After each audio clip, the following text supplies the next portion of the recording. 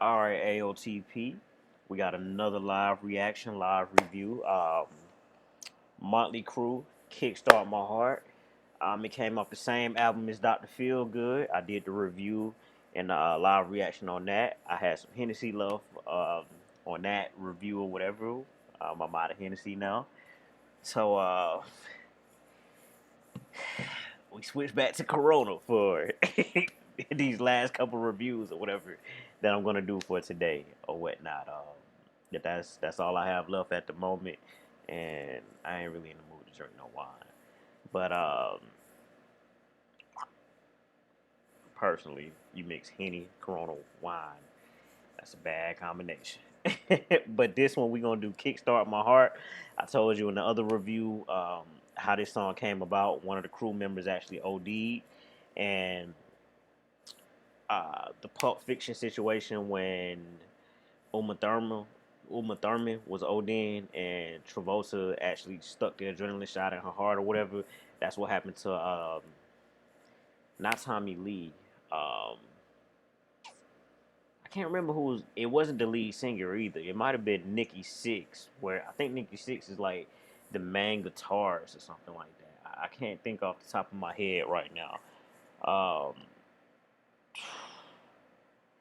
See, that's why y'all gotta help me out with the group names or whatever, and give me some requests for this group as well or whatnot, because the songs I grew up on. Well, I was actually born when this album came out, so I was probably born like 2 months before. And make a long story short, "Girls, Girls, Girls" was actually the lead single on this album, which actually was released the year before, and so this album Slick was pretty much out before I was born. At least a single was. So let's check this out together or whatever.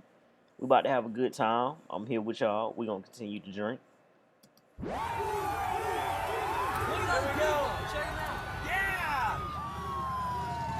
By the way, sorry for them long ass intros. I'm acting like Rage Against the Machine. If y'all hate them, I promise to cut them down. All right. Look at choice! This is it, back home, sweet home. Yeah, this is where it all began. Did he say Detroit? Motley Crue from Detroit? That's interesting. Should we go check it out? Let's go. So they got the Dr. Phil. Look at that. Ah, I just missed it.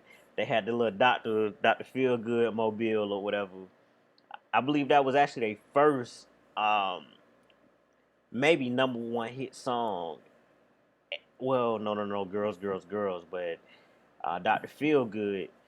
That this album definitely hit number one or whatever. But this was one of the only two songs I believe ever hit number one for them. Like all the other songs, Motley Crue classics, top 40 classics. Like I'm pretty sure they in the 30s, like have at least 30 something top 40 hits or whatever. But as far as like number one hits, hate to say it, but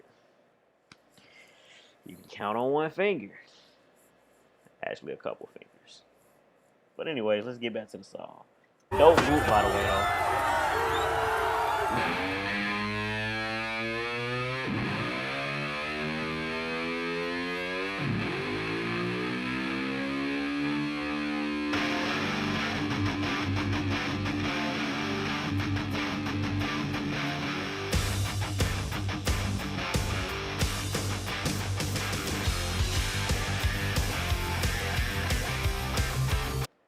I gotta tell y'all something crazy. Y'all gonna think I'm lying. All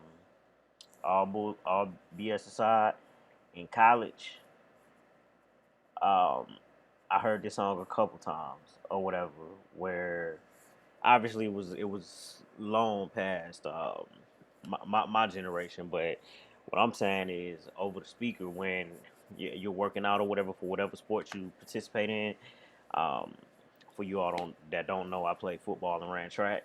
So yeah, at times the coaches play whatever they want to play. I've heard this song before or whatnot. So Like I said, it won't be a first time listen, unfortunately, but I will say this. Like I said, against the Rage Against the Machine, that one song that I never seen the video. Right now, I love how the video started because it reminds me of Point Break, the classic Point Break, the one with Patrick Swayze and Keanu Reeves, the classic one, and that new, yeah. I'm not gonna diss, but yeah.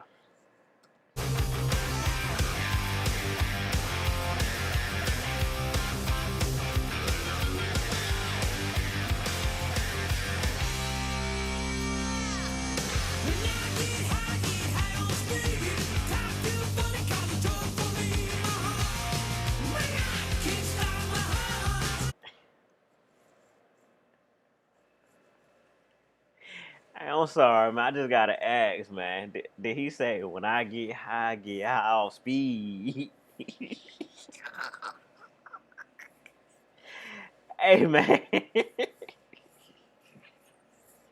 This was the '80s. That's all I'm gonna say.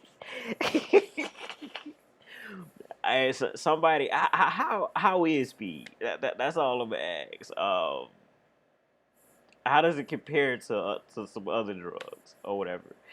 Like I said, we always gonna respect one another here.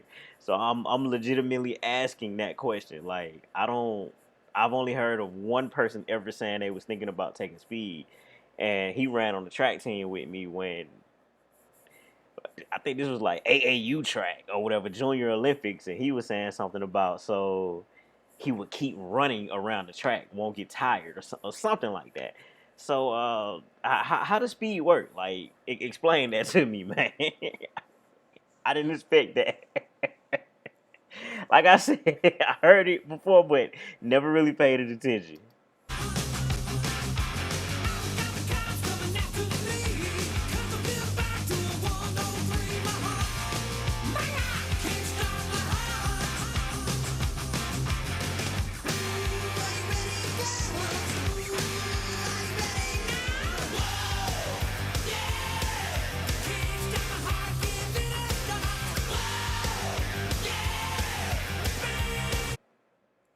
This dude right here, man. Like, I don't know if he was still on drugs at the time, cause I know this one they say a lot of the group members actually stopped doing or stopped using, and the music was coming out crazy. Like it was a lot better than it's ever been. Was this dude right here still using? Cause man, he going in. I'm talking about as far as like his position, as far as playing his instrument, as far as like the whoa, like just like he want it, like this track he just know it's the number one hit. Like the spar not like it don't matter who's out there. It's like he just want it. So let me know what was he still using that at that time too? Just a question or whatever. If y'all don't want to answer, it's cool, whatever. But so far I'm actually loving the video. It definitely reminds me of Brody and the bank robbers or whatever in Point Break. I think a few of the dudes in that movie Point Break actually, if not the whole clique, was actually in a band from what one of my drill sergeants told me, like they had something to do with the Red Hot Chili Peppers. I've never heard anything from those guys like ever. So I was told that was that band or whatever. Matter of fact, I told a lie. Higher Learning, Stevie Wonder actually made Higher Learning though. No, until I reach my highest ground, something like that. But people keep on turning or something like that. I'm actually gonna do a reaction to that on here. But I was told the Red Hot Chili Peppers actually remade that. So I'll take that back or whatever. But besides that, I don't know. I've never heard anything from the Red Hot Chili Peppers. Wasn't in my circle or anything like that. But y'all tell me if that's true or not, or whatever. Though was that them really in the Point Break video, the original one? Woo! And I still want to do that.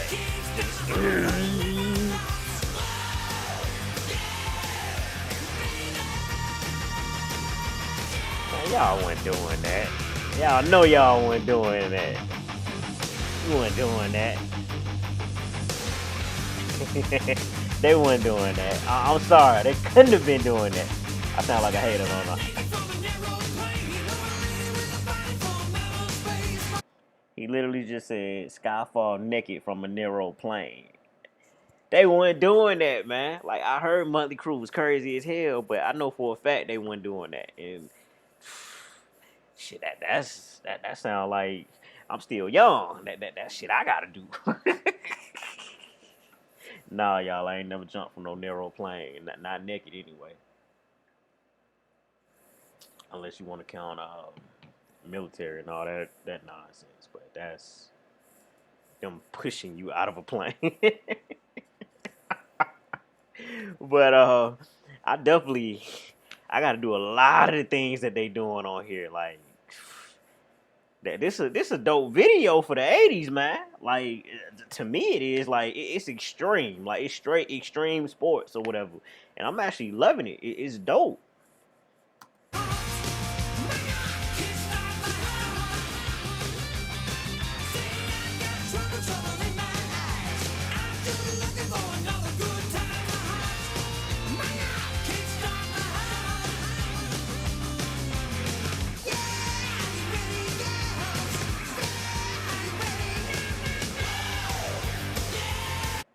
Yeah, like I see why this was a hit. Like all BS aside, I see why this a hit. I'm sorry to keep stopping it, but I can understand why this was a hit or whatever, or this album was a hit. Like it seemed like the entire group is just in tune with one another. Like everything is on key. It's on key. Nobody's off beat. Everybody right now has the same passion. Like it's all.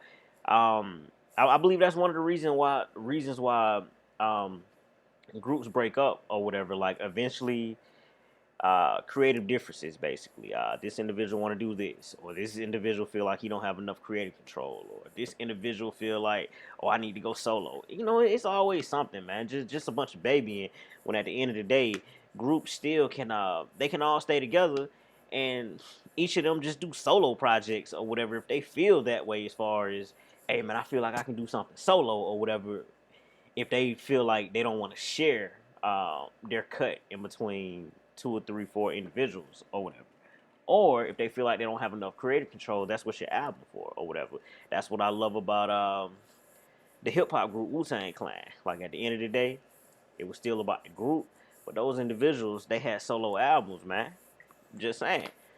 So that was real smart. That was real smart and real creative. Love it.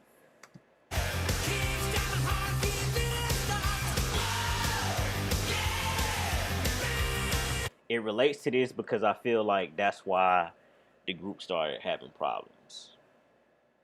Somebody wanted a bigger purse when actuality they could have just did a solo album and got all that money themselves or whatnot. And they are dope together, man. Like I don't get it. Like and from what I hear, as far as like even when they was living their own life, not like they was selling or anything. Well, they was users, but I hear even when they was living that lifestyle, like they still was inseparable as far as like what they were doing. It was if this person stepped this way, that person stepped that way. If this person went this way, that person went that way. Like it was the camaraderie was just strong as hell, and I don't get it. I guess people grow apart.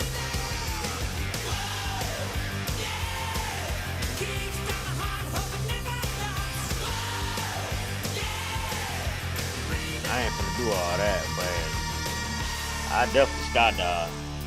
Oh, I ain't gonna do all the flips. Have that.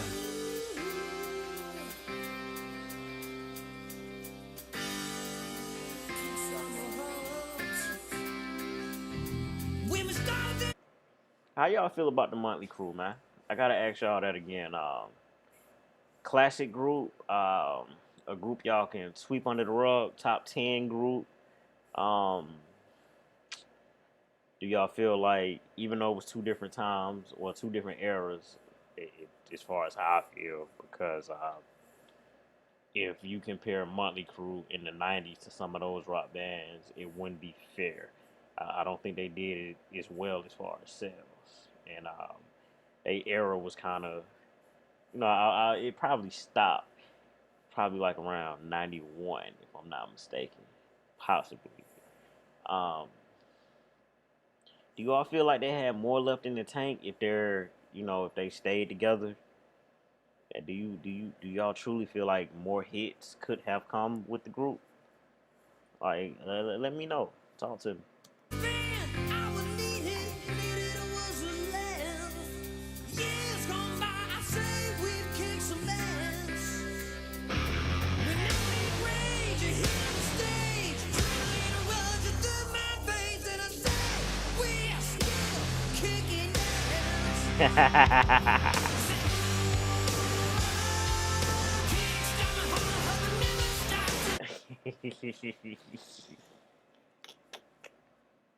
Hey,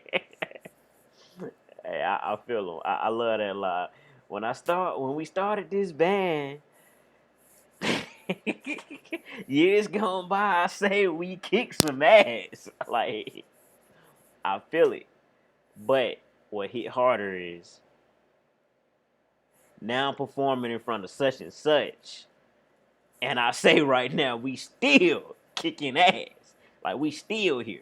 We ain't going nowhere. Like, I love that, man. I love that. Like, that's like, nah, we ain't giving over this throne. Like, we ain't passing the crown. I mean, on time that happened, but that's how I felt about that line. Though. That was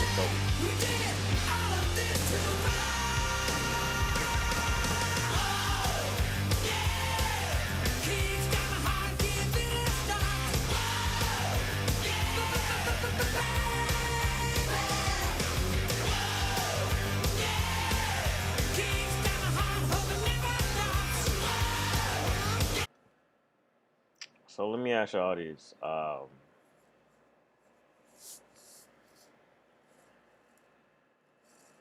Do you feel like Motley Crue had some untapped potential because of the drugs? Do you feel like they never actually touched the peak of their potential? Like they had a ceiling over their head? Um, do you feel like they allowed distractions such as women get in the way? Um, or if you feel like they did just well or whatever, and they'll be marked legendary forever. Let me know as well. All right, talk to me. How do you all feel about it, those things I just asked, as well as the questions before?